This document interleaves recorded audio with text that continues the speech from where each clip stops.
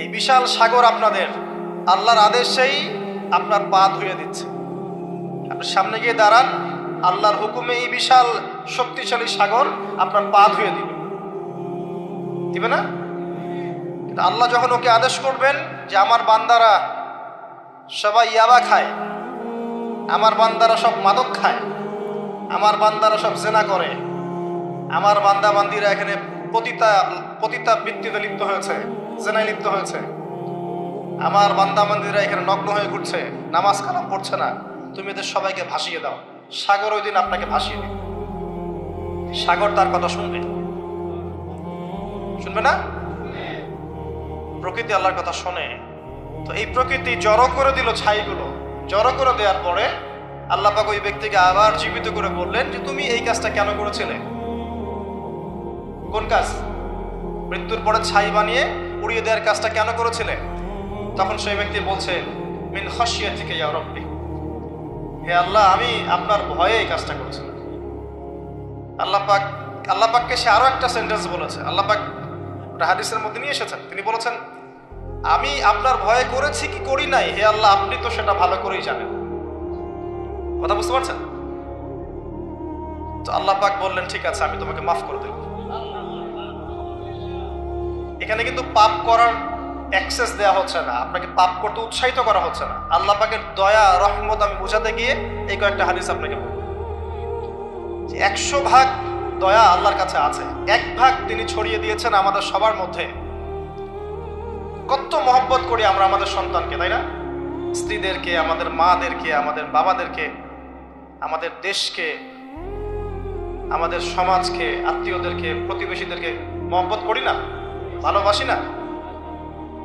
এই ভালোবাসা 1 ভাগ ভালোবাসার অংশ, বাকি সমস্ত ভালোবাসা আল্লাহর কাছে। এবার আসেন, আল্লাহ পাক এই সমস্ত সৃষ্টির মধ্যে সবচেয়ে বেশি ভালোবাসেন মানুষকে। কাকে? কথাটার তো প্রমাণ লাগবে না? প্রমাণটা দিচ্ছি। এই মহাবিশ্ব সৃষ্টি করার পর আল্লাহ পাক অনেক মাখলুক সৃষ্টি করেছেন। কিছু কিছু নাম আল্লাহ পাক আমাদেরকে জানিয়েছেন, এমন অনেক মাখলুক আল্লাহর ছিল বা আছে আমরা সেটা জানি না। আমরা জানি জিনদের কথা, তাই না? আমরা জানি ফেরেশতাদের কথা, তাই না? এই মহাবিশ্বে ফেরেশতারা আছে না? আমাদের এই পৃথিবীতে জিন জাতি আছে না? আছে। আর লক্ষ কোটি প্রজাতির মাখলুক তো আছেই। এই সমস্ত মাখলুকের মধ্যে আল্লাহ পাক মানুষকে সবচেয়ে বেশি ভালোবাসেন। কারণ আল্লাহ পাকের সবচেয়ে শ্রেষ্ঠ একটা সৃষ্টি আছে জান্নাত। কি নাম? জান্নাত। এর চেয়ে বড় কোনো নিয়ামত আছে? এই জান্নাত কাদের জন্যে? মানুষের জন্যে। যাকে আপনি সবচেয়ে বেশি ভালোবাসবেন তার জন্য স্পেশাল একটা গিফট দিতে মন চায় না? চায় না? মনে করেন আপনি আপনার মাকে ভালোবাসেন, মন চায় না মাকে একটা সুন্দর বোরখা কিনে দেই, মায়ের থাকার জন্য একটা সুন্দর বাসা করে দেই, মায়ের টয়লেট করতে অসুবিধা না হয় টয়লেট সুন্দর করে দেই? মন চায় না? মন চায়। তো আল্লাহ পাক মানুষকে এত ভালোবাসেন যে মানুষের জন্য আল্লাহ পাক জান্নাত সৃষ্টি করেছেন। মানুষ আল্লাহ পাক কিন্তু মহাবিশ্ব সৃষ্টি করার পরপরই সৃষ্টি করেন নাই। সূরা দাহর পরে দেখবেন আল্লাহ পাক বলেছেন 1 নম্বর আয়াতে, হাল আতা আলাল ইনসান হিনুম মিনাদ দাহর লাম ইয়াকুন শাইআম মাযকুরা। মানুষের উপর এমন একটা সময় চলে গেছে যখন মানুষ কোনো আলোচ্য বিষয় ছিল না। মানে মহাবিশ্বে মানুষকে সৃষ্টি করা হবে এরকম কোনো আলোচ্য বিষয় ছিল না, অনেক পরে আমরা সৃষ্টি হয়েছি। আর এখন পৃথিবীতে মানুষের আচরণ দেখলে মনে হয় যে মানুষই সব, তাই না? সব মানুষের জমি, বাড়ি গাড়ি, অট্টালিকা, টাকা পয়সা, সম্পত্তি, ক্ষমতা, এই বিশ্বের রাজনীতি, বিশ্বের অর্থনীতি, বিশ্বের সমরনীতি সব আমাদের, তাই মনে হয় না? এখন মানুষের ভাব দেখলে মনে হয় যে মানুষ পৃথিবী ধ্বংস হওয়ার পরে মঙ্গলে গিয়ে থাকবে, মঙ্গল ধ্বংস হওয়ার পরে শনিতে গিয়ে থাকবে, তারপর অন্য গ্রহে, তারপর অন্য গ্রহে। এখন মানুষ বলে যে শুক্র গ্রহ আমার, মানুষ বলেছে শুক্র গ্রহ আমার। কয়দিন আগে একটা দেশ দাবি করেছে শুক্র গ্রহটা আমাদের, আরেকটা দেশ তার বিপক্ষে দাবি করেছে না ওইটা আমাদের। তো মানুষের আচরণ এখন এমন। মানুষ যে পৃথিবীতে বাস করছে এই পৃথিবী তো মানুষের না, তা মানুষের। মানুষ এসেছে এখানে কোত্থেকে? জান্নাত থেকে, আসে নাই? আমরা কি পৃথিবীর বাসিন্দা ছিলাম? আমরা জান্নাতে ছিলাম। আমাদের পিতামাতা কোথায় ছিলেন? জান্নাতে। আর আমাদের আত্মাগুলো কোথায় ছিল? রুহের জগতে। এই পৃথিবীতে তো আমি এসেছি অনেক পরে, আর এখন মনে হয় সব কিছুর মালিক আমি একাই। এটা ফেরাউনি আচরণ। কিরকম আচরণ? ফেরাউনি আচরণ। আনা রব্বুকুমুল আলা, আমি তোমাদের মহান রব। মানুষের ভাবসাব দেখলে এখন এরকম মনে হয়। আল্লাহর বিধানের 5 পয়সা পরোয়া করবে না। দেখাবো আপনাকে, কানের মধ্যে দিনে 5 বার আসছে হাইয়া আলাস সালাহ, হাইয়া আলাস সালাহ, নামাজ পড়বে না। একটু মূল্যায়ন করলো না আল্লাহ পাকের হুকুমের। যাকাত ফরজ হয়ে গেছে, 10 বছর 20 বছর হয়ে যাচ্ছে, যাকাত ফরজ হয়ে গেছে, যাকাত দেয় না। মানুষ পরোয়া করে আল্লাহ? আল্লাহ বলছেন জেনার ধারের কাছেও যেও না, ও বলবে না এটা কাছে আসার গল্প। মানুষ আল্লাহ বলবেন সুদ খেও না, ইত্তাকুল্লাহ ওয়া যারু মা বাকিয়া মিনার রিবা, সুদের অবশিষ্ট অংশ সব ছেড়ে দাও। ওয়া ইল্লাম তাফআলু, যদি না ছাড়ো ফাযানু বিহারবিন মিনাল্লাহি ওয়া রাসূলিহি, আল্লাহ এবং তার রাসূলের সাথে যুদ্ধের ঘোষণা শুনে রাখো। মানুষ বলবে সুদেই অগ্রগতি, সুদেই প্রগতি। এটাই চলছে। মানুষ বলবে যে আল্লাহ বলছেন ওয়ামান লাম ইয়াহকুম বিমা আনজালাল্লাহ ফাউলাইকা হুমুল কাফিরুন, আর এক আয়াতে আছে ফাসিকুন, আর এক আয়াতে আছে জালিমুন। মানুষ বলবে না আমি যেটা লস দিব সেটাই লস, এর বাইরে কিছু নেই। তা আমরা সত্যি আল্লাহকে পরোয়া করি?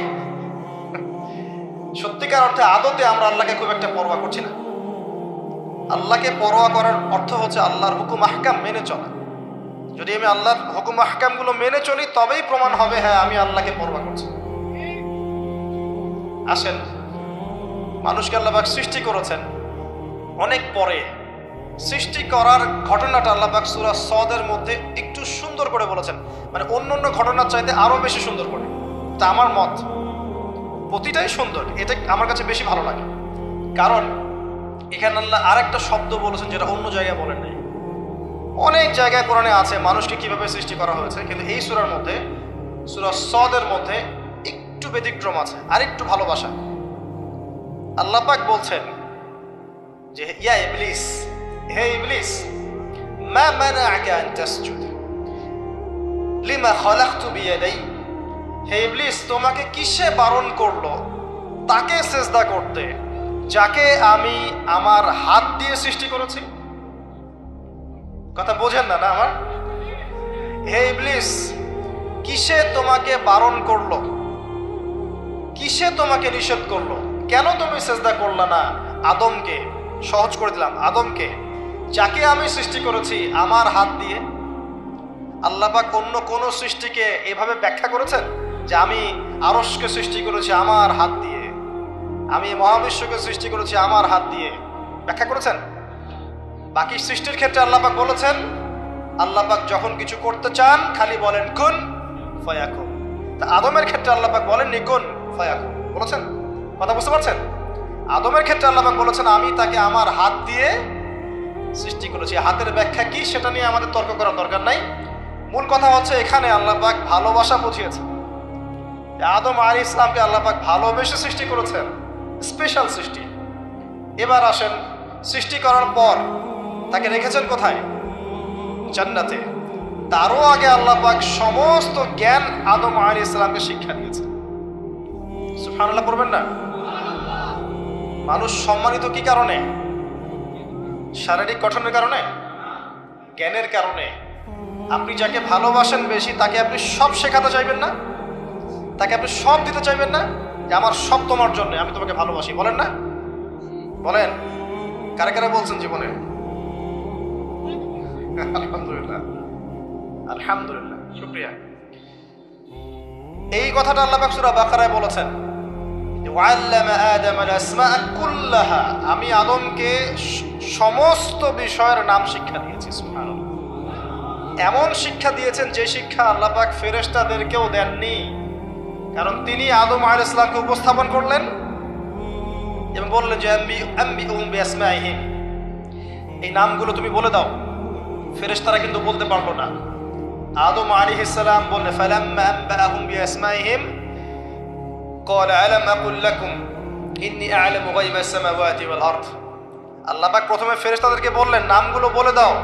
ফেরেশতারা বলল লা ইলমা লানা ইল্লা মা 'আল্লামতানা, আপনি যতটুকু শিখিয়েছেন এর বাইরে আমরা জানি না। কিন্তু আদমকে বললেন আলাইহিস সালাম তুমি নামগুলো বলে দাও, তিনি সমস্ত নাম বলে দিলেন। সুবহানাল্লাহ। এবার আল্লাহ পাক বললেন আমি কি তোমাদেরকে বলি নাই যে আমি যা জানি তোমরা তা জানো না?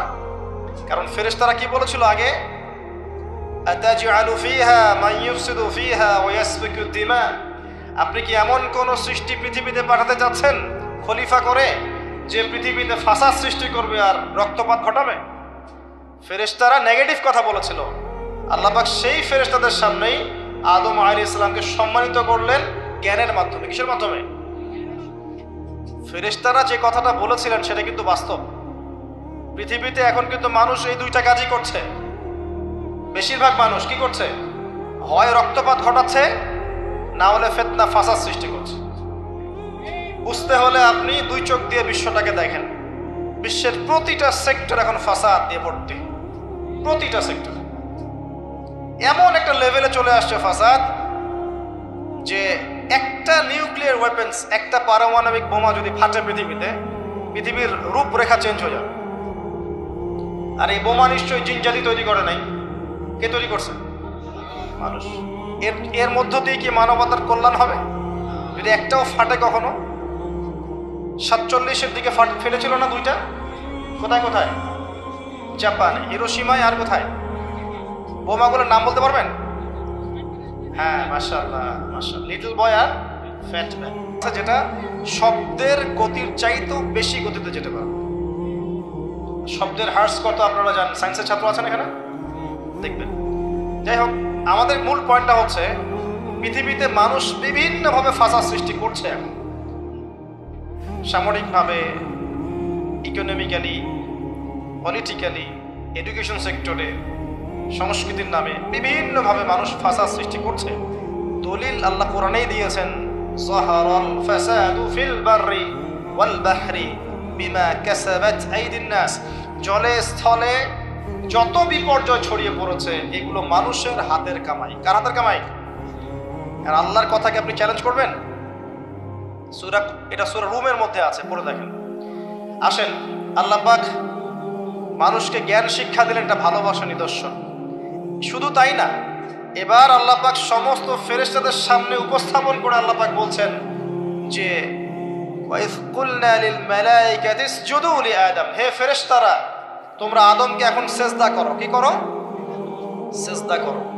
আপনি যাকে ভালোবাসবেন নিঃসন্দেহে আপনি চাইবেন তাকে বড় করতে, তাই না? চাইবেন না? তার মান মর্যাদা বাড়ুক, তাকে আমি বড় করি, সবাই তাকে ভালো বলুক, আপনি চাইবেন।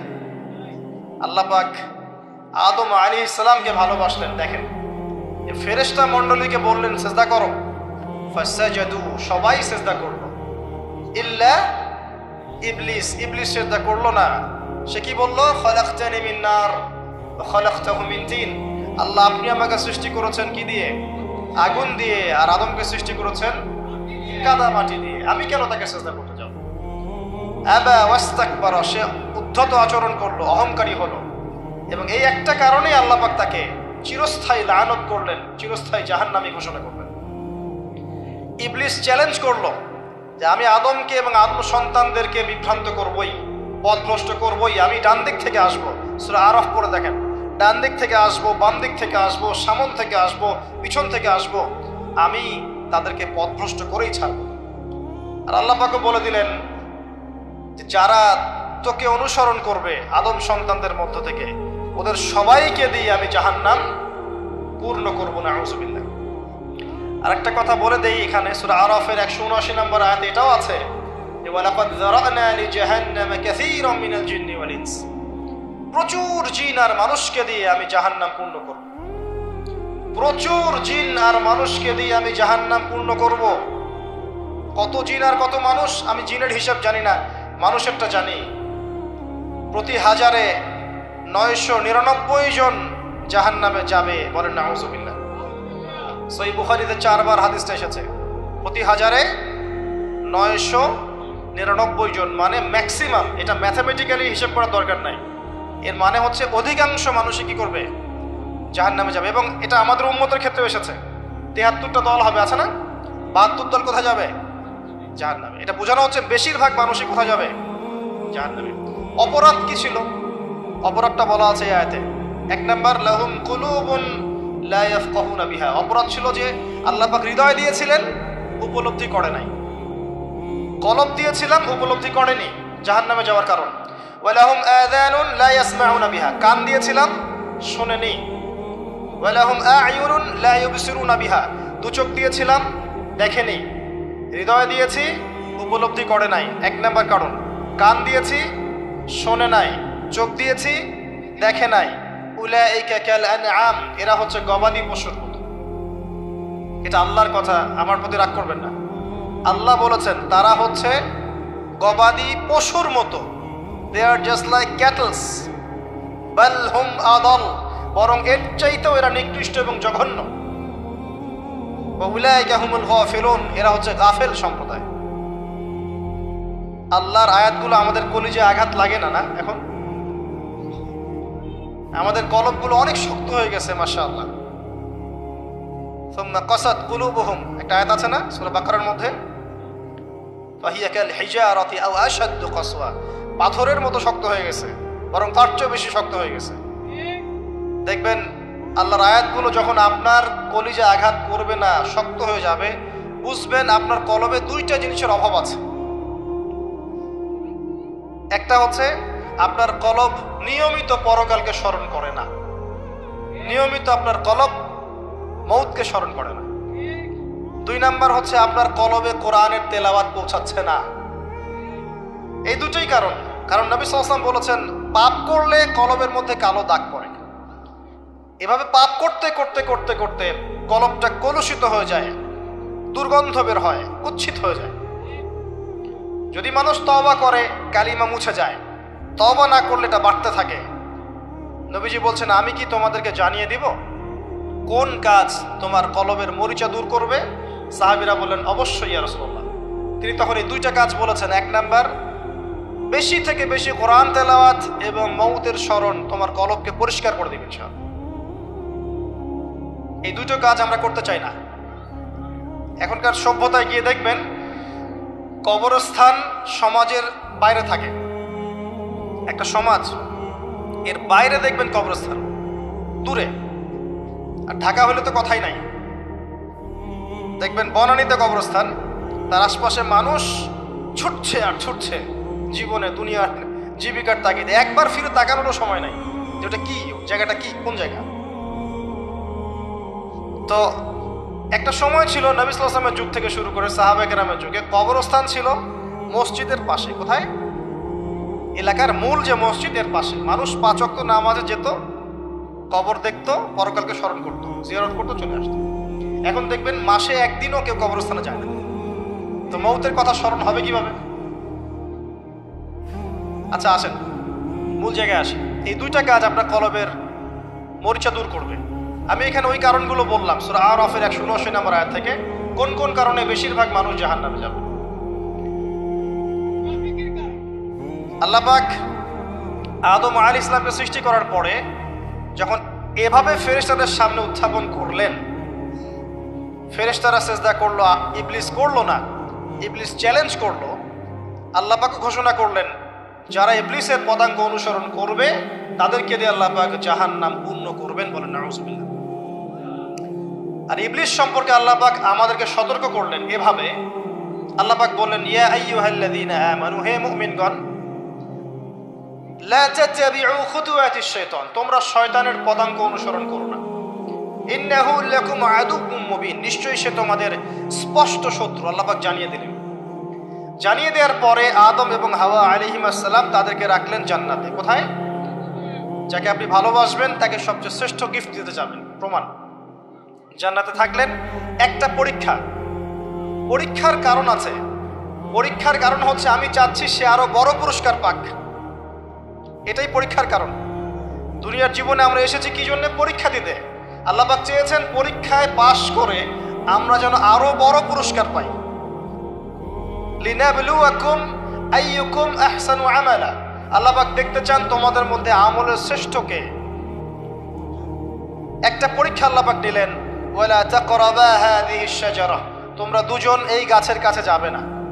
ও একটা কথা মিস করে গেছে, এই দুজনের আরেকজনকে হাওয়া আলাইহিস সালাম। কোত্থেকে আসলেন তিনি? আদম আলাইহিস সালামের একাকিত্ব বোধ হচ্ছিল জান্নাতে, সঙ্গিনী সবচেয়ে ইম্পর্টেন্ট জিনিস আপনাদের পৃথিবীতে, তাই না? একজন উত্তম জীবন সঙ্গিনী খুব গুরুত্বপূর্ণ জিনিস পৃথিবীতে। সে যদি ভালো হয়, নেককার হয়, সৎ হয়, আপনি দুনিয়াতেই জান্নাতে থাকবেন ইনশাআল্লাহ। আর সে যদি বদকার হয়, দুশ্চরিত্র হয় এবং আল্লাহ এবং তার রাসূলের বিরুদ্ধাচরণ করে, আপনার আনুগত্য না করে, আপনি দুনিয়াতেই জাহান্নামের ফ্লেভার পাবেন ইনশাআল্লাহ। তো হাওয়া আলাইহিস সালামকে সৃষ্টি করা হয়েছে আদম আলাইহিস সালামের কোত্থেকে? পাঁজরের হাড় থেকে। এখানে একটা কথা মনে পড়লো, এটা বলার লোভ সামলাতে পারছি না। এই হাড়ের ব্যাপারে নবী সাল্লাল্লাহু আলাইহি ওয়াসাল্লাম একটা কথা বলেছেন। তিনি বলেছেন তাদেরকে মানে বুঝে নেন কাদেরকে? তাদেরকে সৃষ্টি করা হয়েছে বক্র হাড় থেকে, বাঁকা হাড় থেকে। কাদেরকে? যদি জোর খাটাতে চাও তাহলে হাড়টা পটাশ করে ভেঙে দেবে, আর যদি ওই অবস্থায় ছেড়ে দাও তাহলে সে বক্রই থেকে যাবে। তার সাথে উত্তম নসিহতের মধ্য দিয়ে জীবন পার করতে হবে, এবং এটা খুব ডিফিকাল্ট। দুনিয়াতে সবচেয়ে বড় পরীক্ষাগুলোর মধ্যে একটা এটা, বক্রহারকে নিয়ে জীবন চলা, এটা সবচেয়ে বড় পরীক্ষাগুলোর মধ্যে একটা। এখানে আল্লাহ পাক যার প্রতি রহম করবেন সে ইনশাআল্লাহ তাআলা দেখবেন দুনিয়াতেই জান্নাতের ফ্লেভার পাবে। আর দেখবেন যার ঘরে সৎ স্ত্রী নাই, বদকার স্ত্রী আছে, সেই পৃথিবীতেই জাহান্নামের স্বাদ পায়। বলেন নাউজুবিল্লাহ। আমরা দোয়া করি সবার ঘরে ঘরে যেন আল্লাহ পাক নেককার সৎ স্ত্রী দান করেন আল্লাহ। তো হাওয়া আলাইহিস সালাম এবং আদম আলাইহিস সালামকে আল্লাহ পাক রাখলেন কোথায়? জান্নাতে। আপনি ঘুম আসতেছে? আমি কিন্তু অনেক কষ্ট করে কথা বলছি। তো জান্নাতে রাখলেন, একটা পরীক্ষা, গাছের কাছে যাবে না। এই গাছের নাম কি এটা বড় কথা নয়, এই গাছের নামটা কি এটা কিন্তু বড় কথা নয়। মূল কথা হচ্ছে পরীক্ষাটা কি। গাছের কাছে যাবে না। গাছের কাছে তারা গেলেন কিভাবে? শয়তান তাদেরকে কি করলো? প্রলোভিত করলো। এক পর্যায়ে তারা আল্লাহর এই বিধানের কথাটা ভুলে গেলেন এবং সেই নিষিদ্ধ গাছের কাছে চলে গেলেন। এবার আল্লাহ রাব্বুল আলামিন এর আদেশ লঙ্ঘন করার কারণে আল্লাহ পাক নারাজ হলেন। নারাজ হওয়ার পরে আল্লাহ পাক তাদেরকে জান্নাত থেকে কি করলেন? পৃথিবীতে নামিয়ে দিলেন। নামিয়ে দেওয়ার আগে একটা ঘটনা ঘটেছে, সেটা হচ্ছে আদম আলাইহিস সালাম অপরাধ করার পরে প্রচন্ড রকমের অনুতপ্ত ছিলেন। তিনি এত অনুতপ্ত ছিলেন যে কোন ভাষায় তিনি আল্লাহর কাছে তওবা করবেন, কিভাবে আল্লাহর কাছে অনুশোচনা প্রকাশ করবেন, এই ভাষাটা পর্যন্ত তার জানা ছিল না। আল্লাহ পাক কোরআনে বলছেন, ফাতালাক্কা আদামু মির রাব্বিহি কালিমাত ফাতাবা আলাইহি।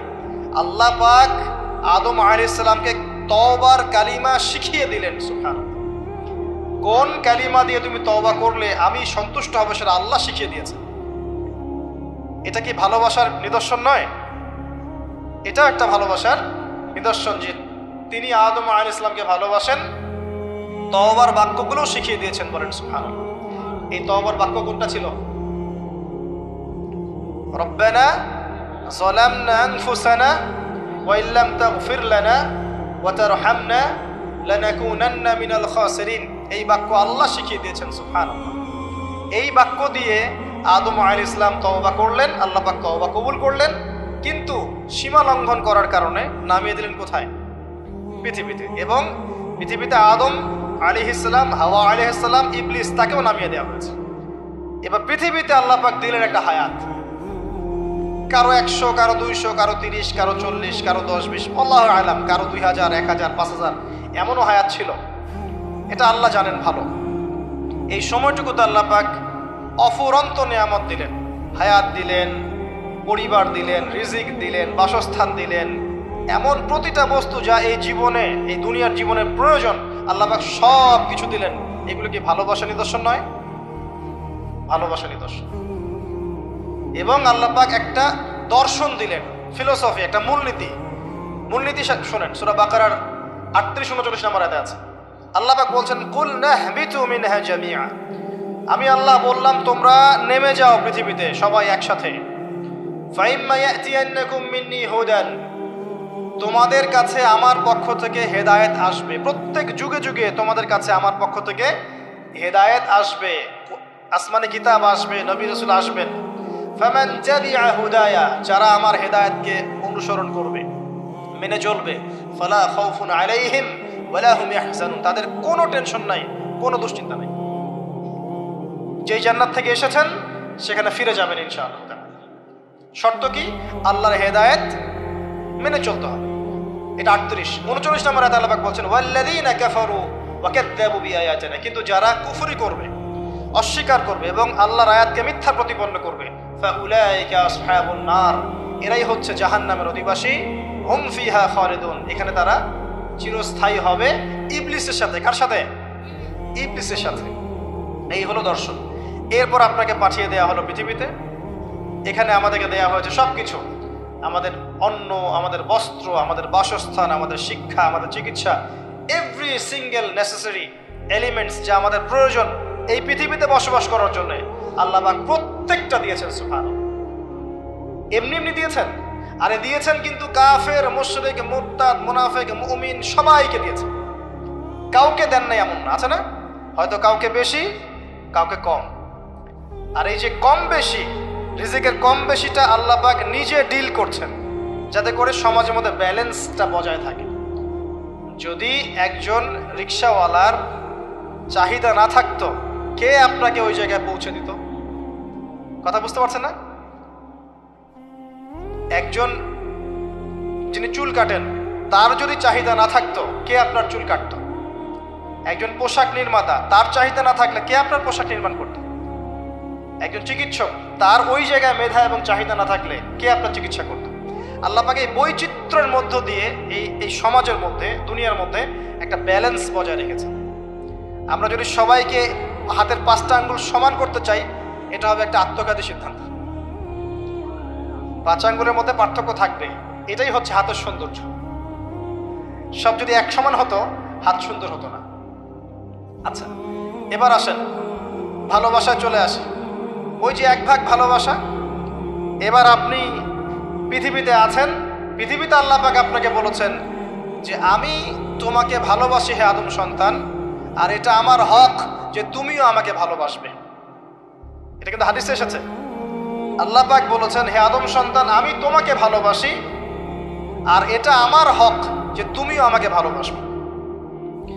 এই পৃথিবীতে আমাদের ভালোবাসার কেন্দ্র কে হবেন? সমস্ত কিছু ভালোবাসার ঊর্ধ্বে কার স্থান হবে?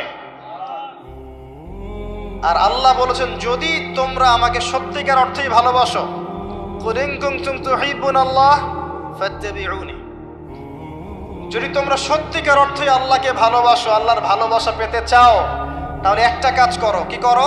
ফাত্তাবিউনি, কার অনুসরণ করো? মুহাম্মদুর রাসূলুল্লাহ সাল্লাল্লাহু আলাইহি ওয়াসাল্লাম। আপনি আর আমি আমাদের জীবনের প্রতিটা কাজ যদি মুহাম্মদ সাল্লাল্লাহু আলাইহি ওয়াসাল্লামের তরিকা মতো করি, আপনি প্রমাণ করে দিবেন, হে আল্লাহ, আমি তোমাকে ভালোবাসি, এবং আপনিও আল্লাহর ভালোবাসা পাবেন ইনশাআল্লাহ। শুধু তাই নয়, শুধু ভালোবাসাই নয়, ওয়া ইয়াগফির লাকুম যুনুবাকুম, তোমাদের সমস্ত পাপ মাফ করে দেব ইনশাআল্লাহ। আল্লাহু গফুর রহিম, আল্লাহ পাক হচ্ছেন পরম করুণাময়, অসীম দয়ালু। এখন নবী সাল্লাল্লাহু আলাইহি ওয়াসাল্লামকে অনুসরণ কিভাবে করবেন? ঘুমাবেন কার মতো? রাসূলের মতো। উঠবেন কার মতো করে? ওযু করবেন কার মতো? বাথরুমে যাবেন কার মতো? বের হবেন কার মতো? নামাজ পড়বেন কার মতো করে? তিলাওয়াত করবেন কার মতো? জিকির করবেন কার তরিকায়? ব্যবসা করবেন কার তরিকায়? চাকরি বাকরি কার তরিকায় করবেন? বিভিন্ন সেক্টরে দায়িত্ব কার মতো করে পালন করবেন? একজনই আপনার উসওয়াতুল হাসানাহ, লাকাদ কানা লাকুম ফি রাসূলিল্লাহি উসওয়াতুল হাসানাহ। একজনকে আল্লাহ পাক রোল মডেল করেছেন। একজনকে কি করেছেন? Role model. তাকে ফলো করলেই ইনশাআল্লাহ আপনি জান্নাতে চলে যাবেন। আর এটা কি শুধু জীবনের একটা ক্ষেত্রে করবেন না সমস্ত ক্ষেত্রে করবেন? আল্লাহ তৌফিক দান করুন। আর নবী সাল্লাল্লাহু আলাইহি ওয়াসাল্লামকে যারা ভালোবাসেন তাদেরকে আপনি ভালোবাসবেন। নবী সাল্লাল্লাহু আলাইহি ওয়াসাল্লামকে যারা ভালোবাসেন তাদেরকে আপনি ভালোবাসবেন। যারা নবীকে ভালোবাসে না তাকে কি ভালোবাসবেন? ভালোবাসার মানদণ্ড কি হবে? আল্লাহর জন্য ভালোবাসবো, আল্লাহর জন্যই ঘৃণা করব। এটা আল্লাহর জন্য কাছে আসা, আল্লাহর জন্যই দূরে যাওয়া। আরশের নিচে আল্লাহ পাক যে কয় শ্রেণীর মানুষকে আশ্রয় দিবেন, যে 7 শ্রেণীর মানুষকে, তার মধ্যে এক শ্রেণী আছে এমন 2 ব্যক্তি যারা পরস্পরকে শুধু আল্লাহর জন্য ভালোবাসে। কেউ যদি কাউকে আল্লাহর জন্য ভালোবাসে, তার উচিত তাকে জানিয়ে দেয়া যে হে অমুক ভাই, আমি আপনাকে আল্লাহর জন্য ভালোবাসি। অমুক দিনী বোনকে বলতে পারে আমি আপনাকে আল্লাহর জন্য ভালোবাসি। এক ভাগ ভালোবাসা দিয়ে পৃথিবী চলছে। এবার আসেন, এই দুনিয়ার জীবনে আল্লাহ পাক রিজিকের পাশাপাশি একজন আদর্শ দিলেন, উসওয়াতুল হাসানা দিলেন, তাকে ফলো করতে বললেন। এবং তিনি একমাত্র ব্যক্তি যাকে কবরে দেখানো হবে, প্রশ্ন করা হবে, মান হাযা রাজুল বুইসা ফীকুম। মনে রাখবেন, তিনি একমাত্র ব্যক্তি যিনি আপনার জন্য, আমার জন্য, কবিরা গুনাহগার ব্যক্তিদের জন্য কিয়ামতের মাঠে সুপারিশ করবেন। তিনি একমাত্র ব্যক্তি যিনি হাউজে কাউসারে পানি নিয়ে আমাদের জন্য অপেক্ষা করবেন। তিনি একমাত্র ব্যক্তি যার সুপারিশ আল্লাহ পাক কবুল করবেন ইনশাআল্লাহ আযজা ওয়া জাল। কিয়ামতের মাঠে যখন সবাই ইয়া নাফসি ইয়া নাফসি বলবে, তিনি একমাত্র ব্যক্তি যিনি বলবেন ইয়া উম্মতি ইয়া উম্মতি। অতএব আমরা সবাই যেন বিনা বাক্য ব্যয়ে মুহাম্মদ সাল্লাল্লাহু আলাইহি ওয়াসাল্লামকে আমাদের আদর্শ মেনে নেই এবং তার সুন্নত অনুযায়ী জীবনযাপন করার চেষ্টা করি। আল্লাহুম্মা আমিন। আল্লাহ তৌফিক দান করুন। এই দুনিয়ার জীবনে ওই এক ভাগ ভালোবাসার মধ্যে আমরা কয়েক শ্রেণীর মানুষকে ভালোবাসি। দেখেন, 1 নাম্বার পিতামাতা, তাই না? 2 নাম্বার স্ত্রী, 3 নাম্বার সন্তান সন্ততি, 4 নাম্বার আত্মীয় স্বজন, পাড়া প্রতিবেশী, এবং আমরা যে দেশে থাকি সে দেশকে ভালোবাসি না? ভালোবাসি। এই ভালোবাসাগুলো কিন্তু বৈধ। এই ভালোবাসাগুলো কি বৈধ? এখানে একটা বিষয় বুঝতে হবে যে ভালোবাসার ঘৃণা করার মানদণ্ড কে দিবে? আল্লাহ এবং তার রাসূল। এই মানদণ্ডে ভালোবাসবেন। যে ভালোবাসা বা যে আবেগ আল্লাহ এবং তার রাসূলের বিধানের অনুকূলে যায় না, সেটা কি করবেন? দুটো বিষয়, পবিত্র ভালোবাসা, আল্লাহ কর্তৃক স্বীকৃত বৈধ ভালোবাসা, এটা একটা। আর একটা এর বিপরীত শক্তি শয়তান কর্তৃক স্বীকৃত ভালোবাসা। আমার কথাটা একটু গভীরভাবে বোঝেন। একটা হচ্ছে আল্লাহর পক্ষ থেকে স্বীকৃত বৈধ ভালোবাসা, এর বিপরীতে হচ্ছে একটা প্রবৃত্তিগত পাশবিক দাসত্ব শয়তান কর্তৃক স্বীকৃত। কথা বুঝতে পারছেন? আল্লাহ কর্তৃক স্বীকৃতির মধ্যে আমরা পিতা মাতাকে ভালোবাসবো, বরং পিতা মাতাকে যে ভালোবাসবে না এবং তাদের খেদমত করে জান্নাত লাভ করতে পারবে না, এই সন্তানদেরকে নবী সাল্লাল্লাহু আলাইহি ওয়াসাল্লাম অভিশাপ দিয়েছেন। মায়ের সাথেই জান্নাত জড়িত আছে, পিতার সন্তুষ্টির সাথেই সন্তানের ফয়সালা জড়িত আছে। তো পিতা মাতাকে যে বৃদ্ধ অবস্থায় পেল, তাদের খেদমত করে জান্নাত লাভ করতে পারলো না, এদের জন্য ধ্বংস। নবী সাল্লাল্লাহু আলাইহি ওয়াসাল্লাম বলেছেন আমিন। আমরা এখন একটা সমস্যা দেখতে পারি, অনেক পিতা মাতা এসে অভিযোগ করে সন্তান খোঁজ খবর নেয় না, সন্তান ভালোবাসে না, সন্তান হক আদায় করে না। মনে রাখবেন, একজন পিতার একদিনের আত্মত্যাগ আর একজন মায়ের শুধু প্রসব বেদনা, এর হক সারা জীবন তাদের খেদমত করে আমরা শোধ করতে পারবো। পিঠের চামড়া তুলে পাপোশ বানালেও মা বাবার ঋণ কখনো শোধ হবে না। হবে? কোন সন্তানরা এমন করছে? যেই সন্তানদেরকে পিতা মাতারা আল্লাহকে চেনায় নেই, যেই সন্তানদেরকে পিতা মাতা রাসূলকে চেনায় নাই, কোরআনকে চেনায় নাই, হাদিসকে চেনায় নাই, এই বাচ্চারাই কিন্তু এই কাজগুলো করছে। অতএব এখানে পিতা মাতারও একটা দোষ আছে। সন্তান সন্ততিকে মানুষ করতে হতো আল্লাহ এবং তার রাসূলের আদর্শে মানুষ করতে হতো। যখন আমরা এই আদর্শে মানুষ না করে পশ্চিমা আদর্শে মানুষ করেছি, আপনার পিতা আপনার সন্তান তো আপনার খোঁজ নিবে না, স্বাভাবিক। এখানে উভয় পক্ষেই সমস্যা আছে। আমরা রিকোয়েস্ট করবো পিতা মাতাদেরকে, সন্তান সন্ততিদেরকে মানুষ করেন নবী সাল্লাল্লাহু আলাইহি ওয়াসাল্লামের সুন্নাহ মোতাবেক। এবং আমাদের যে জেনারেশন আমরা আছি, যারা যুবক আছি, আমাদের উচিত হবে এটা মনে রাখা যে আমরাও একদিন পিতামাতা হব। আজকে আমরা যা করছি আমাদের পিতামাতার সাথে, কালকে আমাদের সন্তানরাও কিন্তু আমাদের সাথে এটাই করবে, মনে রাখবেন। অতএব পিতামাতার হক আদায় করুন আল্লাহ এবং তার রাসূলের পরেই আপনার পিতামাতার হক। ওয়া ক্বাদা রাব্বুকা আল্লা তা'বুদু ইল্লা ইয়্যাহু ওয়া বিল ওয়ালিদাইনি ইহসানা ইম্মা ইয়াবলুগান্না ইনদাকা আল-কিবরা আহাদুহুমা আও কিলাহুমা ফালা তাকুল লাহুমা উফফিন ওয়ালা তানহারহুমা ওয়াকুল লাহুমা কাওলান কারীমা ওয়াহফিজ লাহুমা জানাহা যুল্লি মিনার রাহমা ওয়াকুর রাব্বিরহামহুমা কামা রাব্বায়ানি সগীরা। এই দোয়াটা আমরা সবাই বেশি বেশি করব, আল্লাহ পাক তৌফিক দান করুন। এই ভালোবাসা বৈধ নয় কি? এটা বৈধ ভালোবাসা নয়? এই ভালোবাসলে আপনি নেকি পাবেন, আল্লাহ সন্তুষ্টি পাবেন ইনশাআল্লাহ। এবার আসেন সন্তানদেরকে ভালোবাসা, এটা বৈধ নয়? সন্তানদেরকে যদি এই উদ্দেশ্যে ভালোবাসি যে এই সন্তানরা বড় হয়ে আল্লাহর পথের দায়ী হবে, আলেম হবে, দ্বীনের খেদমত করবে, মানুষের কল্যাণ করবে, সুনাগরিক হবে, ভালো মানুষ হবে, এই সন্তান আমার জন্য সদকায়ে জারিয়ার মাধ্যম হবে না? হবে ইনশাআল্লাহ। এই সন্তানকে মানুষ করতে গিয়ে ভালোবাসা বৈধ, এই জন্য আপনি নেকি পাবেন ইনশাআল্লাহ। বোনকে ভালোবাসেন না? বোনের ইজ্জত সম্মানের জন্য জীবন দিতে প্রস্তুত হন না? এটা ভালোবাসা বৈধ নয় কি? বৈধ। মেয়েকে ভালোবাসেন না? মেয়ের ভালোবাসার জন্যে মেয়ে একটা কিছু চেয়েছে, আপনার সামর্থ্য না থাকলেও বেতনের টাকা জমিয়ে হলেও তাকে দেন না? এটা ভালোবাসা বৈধ নয়? নবী সাল্লাল্লাহু আলাইহি ওয়াসাল্লাম তার মেয়ে ফাতিমা রাদিয়াল্লাহু আনহাকে ভালোবাসতেন না? কলিজার টুকরা ছিলেন না? তিনি তার স্ত্রীদেরকে ভালোবাসতেন না? এটার জন্য নেকি পাবেন। সন্তানদেরকে ভালোবাসলে নেকি পাবেন। কোরআনে এবং হাদিসে অনেক দলিল আছে, কিন্তু ওই যে নূহ আলাইহিস সালামের কথা মনে আছে? তার সন্তান যে কাফের অবস্থায় ডুবে মরল, মনে আছে?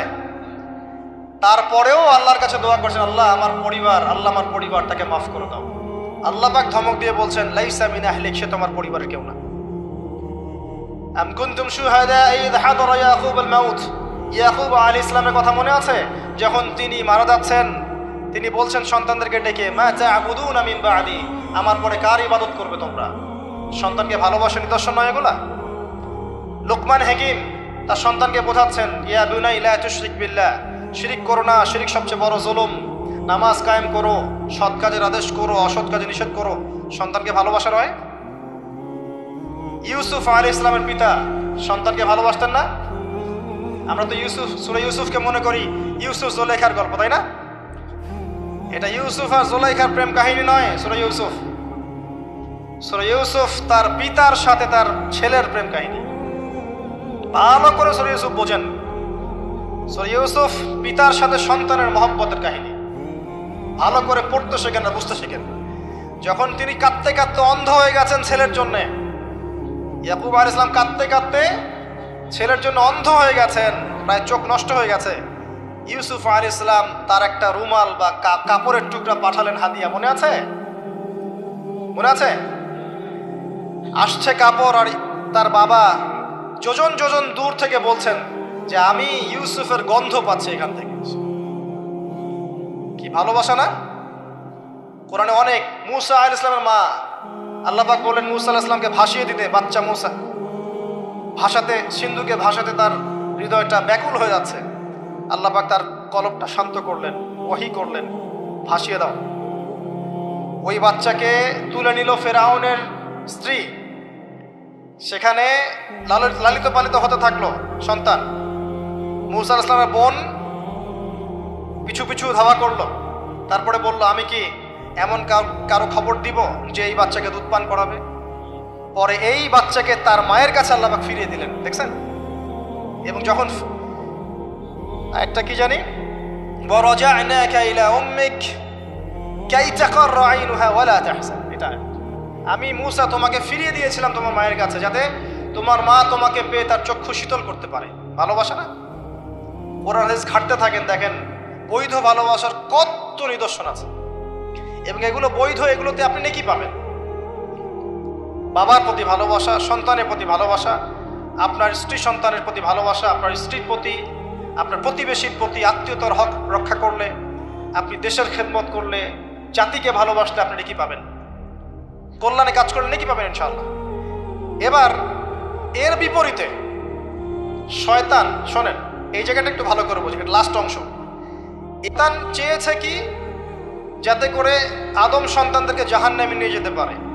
এই জন্য পবিত্র ডিভাইন বৈধ ভালোবাসার বিপরীতে সে কিছু প্রবৃত্তিগত চাওয়া দিয়েছে আপনাকে, প্রবৃত্তিগত আবেগ, কিছু অনুভূতি, কিছু পাশবিক দাসত্ব দিয়েছে। যদি আপনি এই অবৈধ পথে পা বাড়ান, তাহলে এই ভালোবাসাগুলোর বিনিময়ে কোনো নেকি তো হবেই না, বরং আপনার জাহান্নামের ফয়সালা হয়ে যাবে। নাউজুবিল্লাহ। শয়তান দুরকম, মানুষ শয়তান, জিন শয়তান। এর পাশাপাশি আছে শেষ জামানার সবচেয়ে বড় ফিতনা মসিহুদ দাজ্জাল এবং তার অনুসারীরা। সবকিছু মিলে তারা আপনার সামনে কয়েকটা টোপ দিয়ে দিয়েছে। এক নাম্বার, আপনাকে দিয়েছে দুনিয়ার প্রতি ভালোবাসা। এক নাম্বার, দুনিয়ার প্রতি ভালোবাসা। যে দুনিয়াকে ভালোবাসবে সে হালাক হয়ে যাবে। যার কলবের মধ্যে দুনিয়ার প্রতি আসক্তি আর ভালোবাসা আছে সে কখনো 100% মন দিয়ে আল্লাহর ইবাদত করতে পারবে না। এক নাম্বার, বেঁচে থাকতে হবে কি থেকে? দুনিয়ার প্রতি আসক্তি ভালোবাসা থেকে। এটা এক নাম্বার। দুই নাম্বার, অর্থ সম্পদ এগুলোর প্রতি ভালোবাসা, মোহ। আলহাকুমুত তাকাসুর হাত্তা যুরতুমুল মাকাবির কাল্লা সাউফা তা'লামুন সুম্মা কাল্লা সাউফা তা'লামুন। সূরাটা তো আমার চেয়ে আপনারা ভালো জানেন। শেষে কি আছে? সুম্মা লা তুসআলুন্না ইয়াওমাইযিন আনিন নাঈম। যে টাকা পয়সার প্রতি ভালোবাসা শয়তান ঢুকিয়েছে। আরো ঢুকিয়েছে শয়তান মাদকের প্রতি ভালোবাসা, মাদকের প্রতি আসক্তি, ভালো লাগে মাদক খেতে, একটা ভালোবাসা কাজ করে।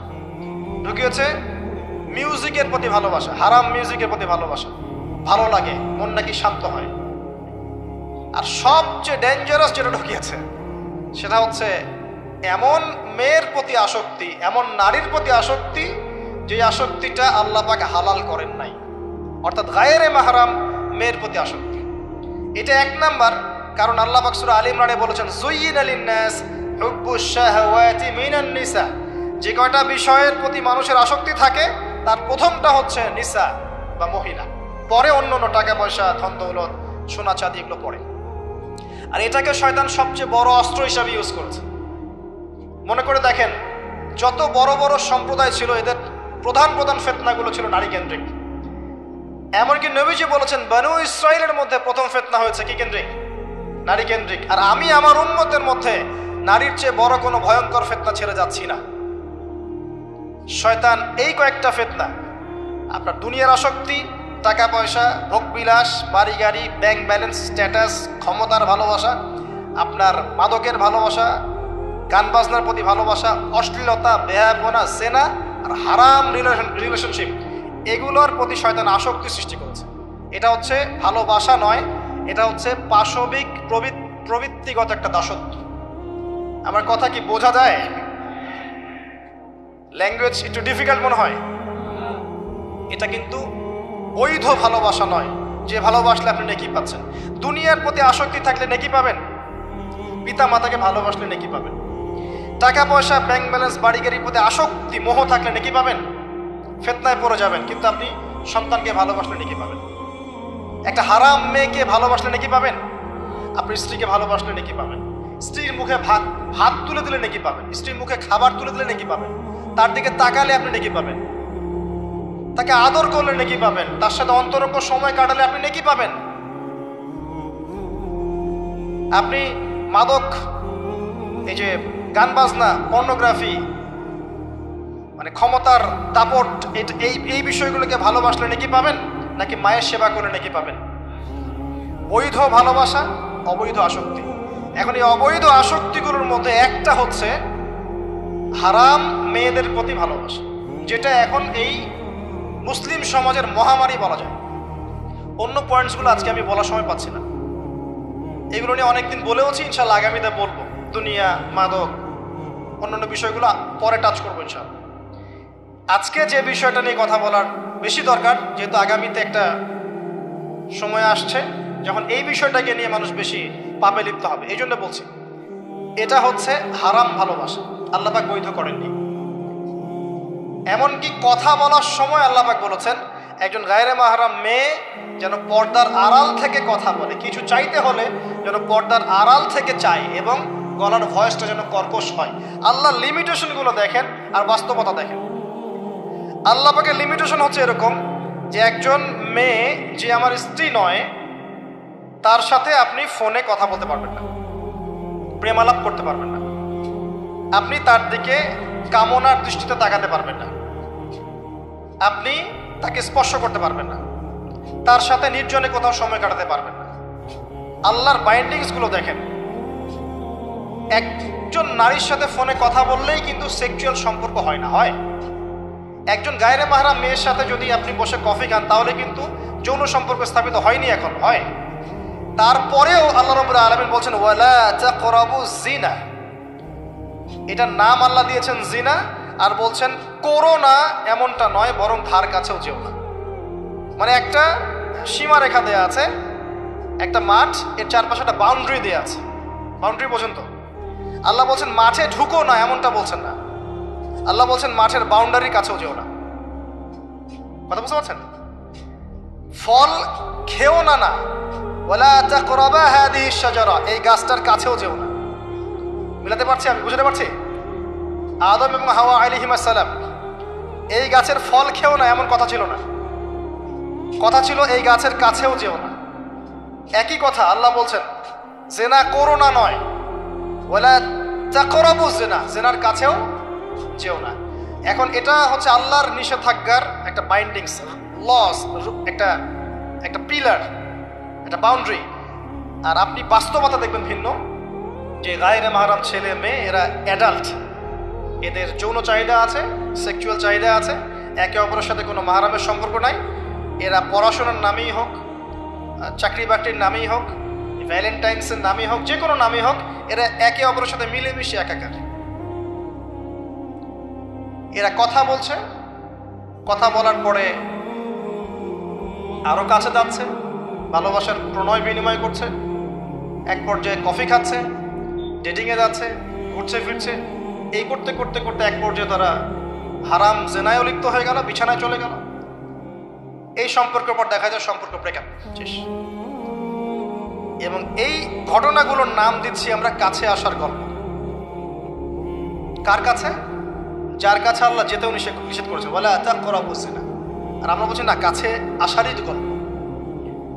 কাছে আসার গল্প হতে পারে মায়ের সাথে, মায়ের কাছে আসার গল্প হতে পারে, স্ত্রীর কাছে আসার গল্প হতে পারে, আমার সন্তানের কাছে আসার গল্প হতে পারে, দেশের কাছে আসার গল্প হতে পারে।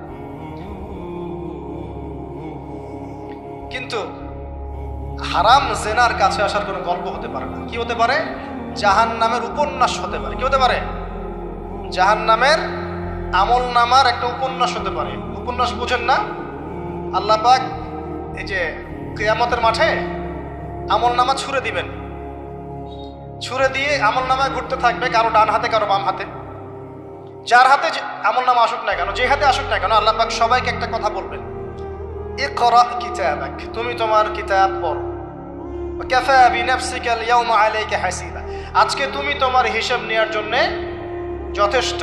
আমরা সবাই একটা করে উপন্যাস লিখছি, আমরা সবাই একটা করে উপন্যাস লিখছি আমল নামার, আমাদের কাজের মধ্য দিয়ে। আর এর চেয়ে ভয়ঙ্কর বিষয়টা হচ্ছে এই উপন্যাসটা আপনাকে পড়তে বলা হবে সবার সামনে। আমার কথা বলে বোঝা যায় না? আমরা একটা গল্প লিখছি আমল নামায়, উপন্যাস লিখছি, যার একটা মোমেন্ট বাদ যাচ্ছে না। এই যে এখন আমরা বসে আছি, এটা আপনার উপন্যাসে উঠে গেছে, আমল নামে উঠে গেছে। মাফ করবেন যদি কালকে আবার দেখেন যে আমল নামাকে উপন্যাস বলে যা ব্যাখ্যা করলাম উতহা, এবার এই শব্দ দিয়ে আবার তুলকালাম করে ফেলেন না। বুঝানোর জন্য বলেছি, যুব সমাজ উপন্যাস বোঝে, এই জন্য বলেছি। যুবকরা উপন্যাস বোঝেন না? আপনারা বিভিন্ন উপন্যাস পড়েছেন, যারা জেনারেল লাইনে পড়েছেন অনেক উপন্যাস পড়েছেন, এই জন্য বললাম বোঝানোর জন্যে। আমল নামা কখনো উপন্যাস নয় যে আপনি আর আমি একটা উপন্যাস লিখছি, নিজের গল্প নিজেই লিখছি, নিজের কাজের মধ্য দিয়ে নিজের উপন্যাস নিজেই লিখছি। এবং এটার মধ্যে সবচেয়ে ভয়ঙ্কর কথা হচ্ছে এইটা সবার সামনে আমাকে পড়ে শোনাতে হবে। আমরা কি পারবো?